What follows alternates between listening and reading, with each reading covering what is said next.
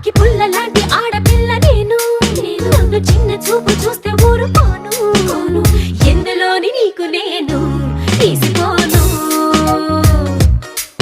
నా సంగతేంటి తెలుసుకోవా పోను